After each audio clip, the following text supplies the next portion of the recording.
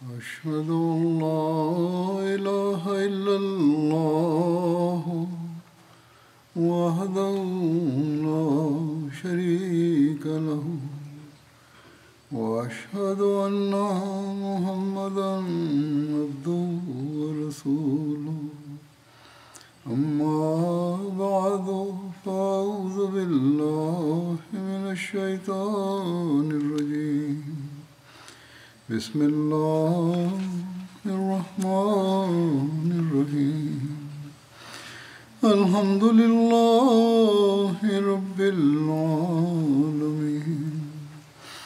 الرحمن الرحيم مالك يوم الدين إياك نعبد وإياك نستعين اهدنا الصراط المستقيم صراط الذين أنعمت عليهم غير المغضوب عليهم ولا الضالين.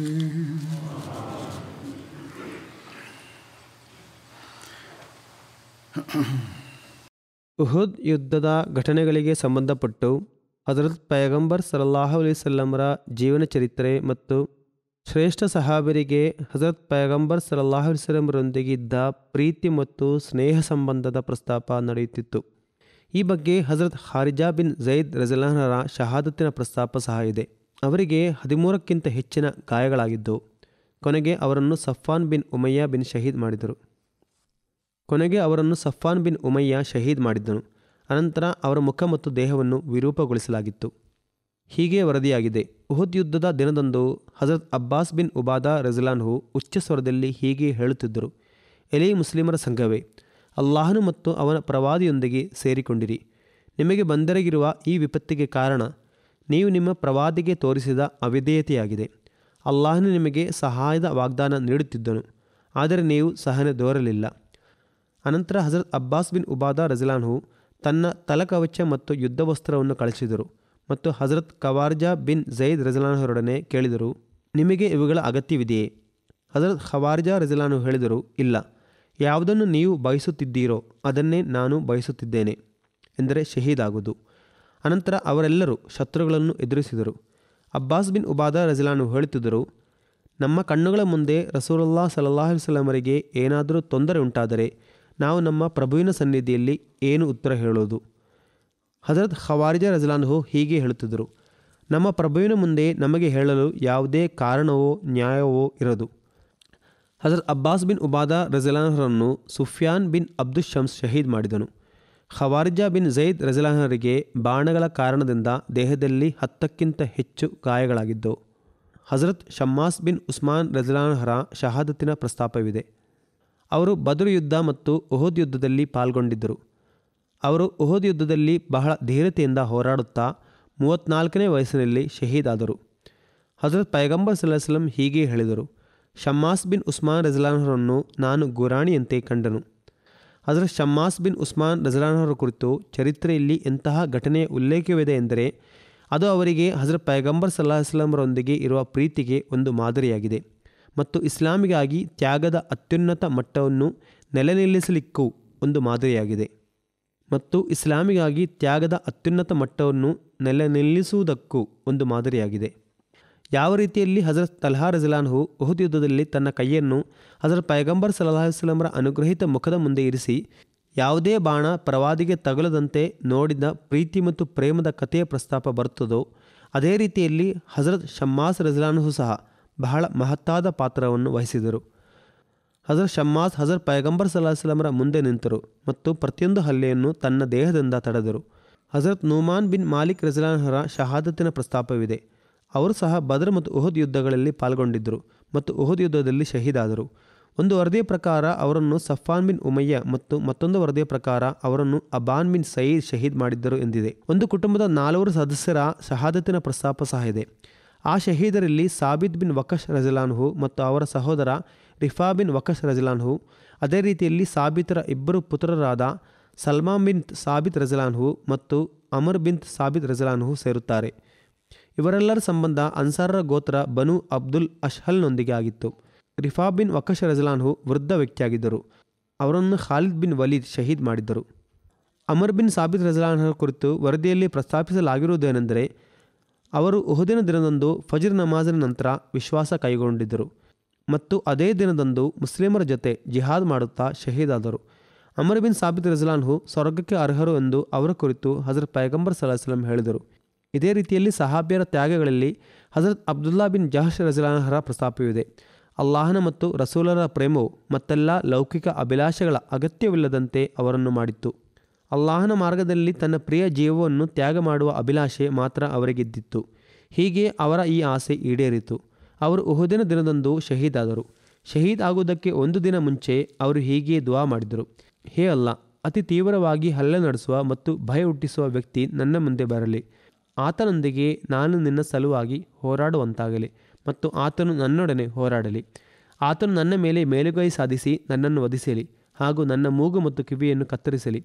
ಅನಂತರ ನಾನು ಅದೇ ಸ್ಥಿತಿಯಲ್ಲಿ ನಿನ್ನ ಮುಂದೆ ಹಾಜರಾಗುವಂತಾಗಲಿ. ಆಗ ನೀನು ನನ್ನೊಡನೆ ಹೀಗೆ ಕೇಳುವಂತಾಗಲಿ: ಹೇ ಅಬ್ದುಲ್ಲಾ, ಯಾರ ಮಾರ್ಗದಲ್ಲಿ ನಿನ್ನ ಮೂಗು ಮತ್ತು ಕಿವಿ ಕತ್ತರಿಸಲ್ಪಟ್ಟಿವೆ?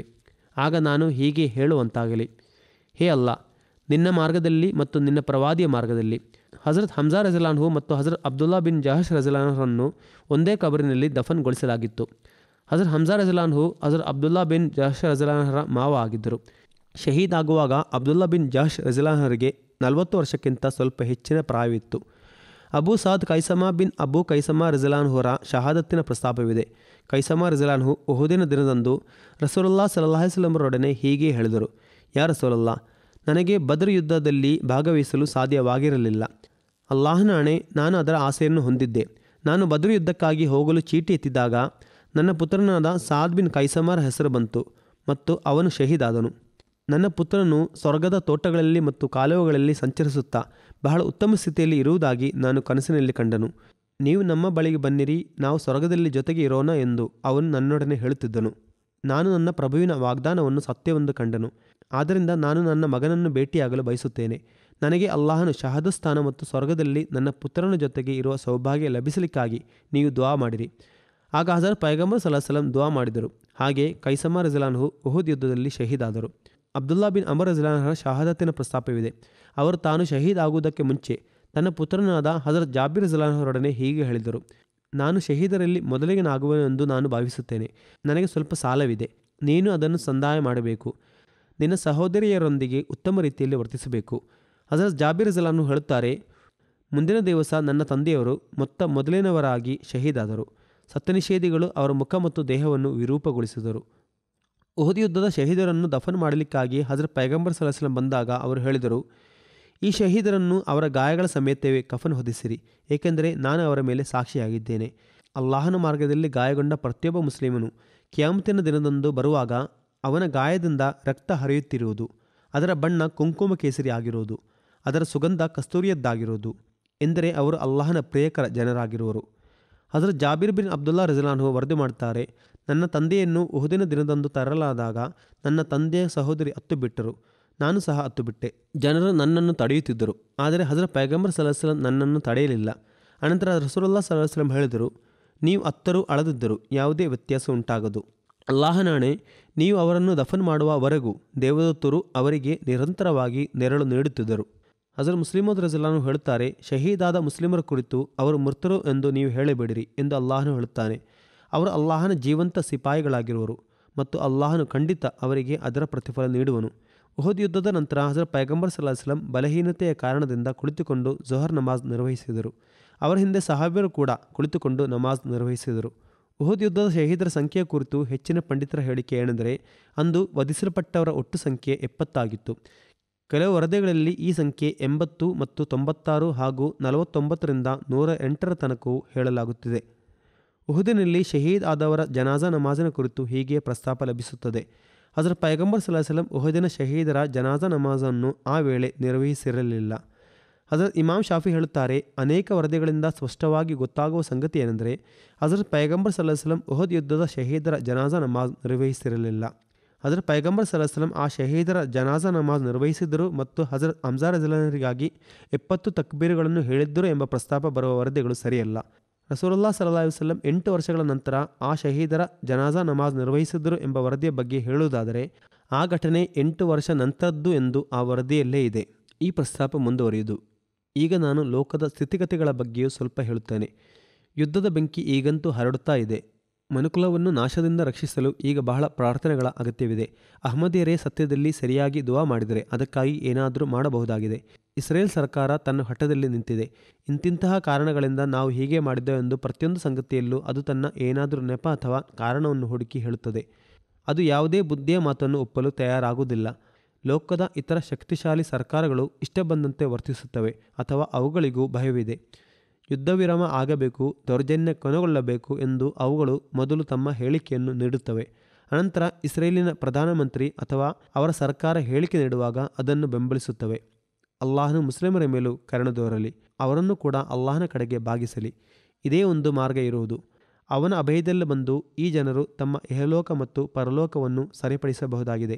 ಅಲ್ಲಾಹನು ಅವರ ಮೇಲೆ ಕೃಪೆ ತೋರಲಿ. ಅಲ್ಲಾಹನು ನಮಗೂ ದುಆಗಳನ್ನು ಮಾಡಲು ಸೌಭಾಗ್ಯ ನೀಡಲಿ ಮತ್ತು ನಮ್ಮ ಮೇಲೂ ಕರುಣೆ ತೋರಲಿ.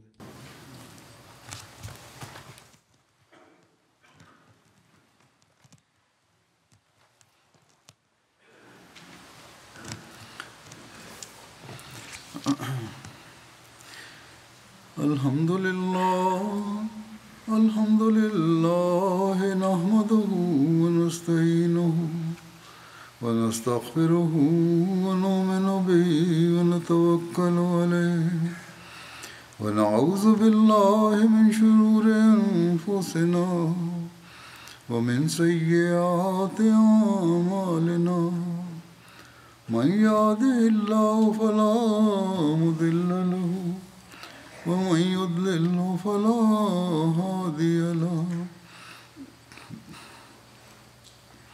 ونشهد أن لا إله إلا الله ونشهد أن محمدا عبده ورسوله عباد الله رحمكم الله إن الله يأمر بالعدل والإحسان وإيتاء ذي القربى وينهى عن الفحشاء والمنكر والبغي يعظكم لعلكم تذكرون اذكروا الله يذكركم وادعوه يستجب لكم ولذكر الله أكبر.